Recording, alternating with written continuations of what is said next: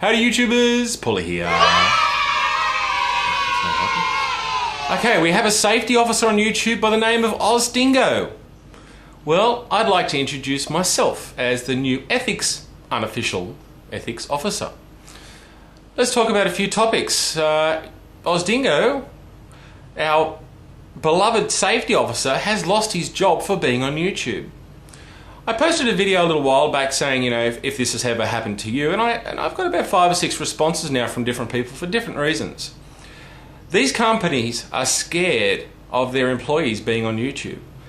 So much that I know from personal experience and from hearing it from other people that these big companies, okay, so Mr. Paul is going to be an employee, and they will look up on the net.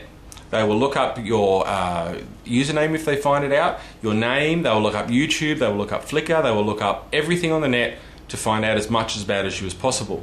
Once they get your YouTube channel, then they've found you, and then they keep on watching videos. They've got people, you know, in HR and management that actually sit there and watch their YouTube videos of their employees. Not to mention what a waste of unethical time wasting that would be. But for these people to lose their job over it is very unethical, because what you should do in your private time and your personal life should be kept separate from your employer. Now, if an employer seems to think, oh, hang on a second, oh, he had a little logo on his shirt, that doesn't mean you work for him, that doesn't mean that you're representing the company. I mean, what? So if I wear a BMX racing shirt, that means that, you know, I must work for BMX racing? No, it doesn't. And these companies are taking it this way. And another case, a person got fired for being on YouTube. He wasn't on YouTube, but because someone made a hater video about him and posted it up, this government organization found that video and because that video put that person in a bad light, they sacked him. This is happening all too often on YouTube now. People are losing their jobs, and it is unethical for people to lose their jobs because of this. Companies these days, and in my particular case, I can't disclose it. I can't tell you about it. I can't tell you any information about it other than take them to court, which we all know is a lengthy, costly process. And they get away with this sacking because you've got so many privacy agreements and you've got so many non-disclosures, and in my case, secret clearances that I just can't talk about.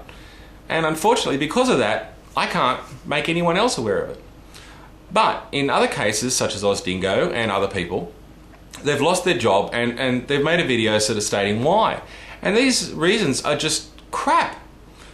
How can a company sack an employee for being on YouTube and just wearing, oh, hang on, I was on my way to work so I didn't change my shirt, or, you know, many other reasons. It's getting worse, and we need to do something about this.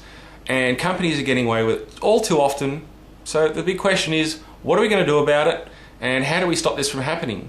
I don't think we can. Other than stop posting videos on YouTube or not identifying yourself. Maybe I should put a tea towel around my head. So anyway, this is your unofficial Ewe-Tube officer signing out.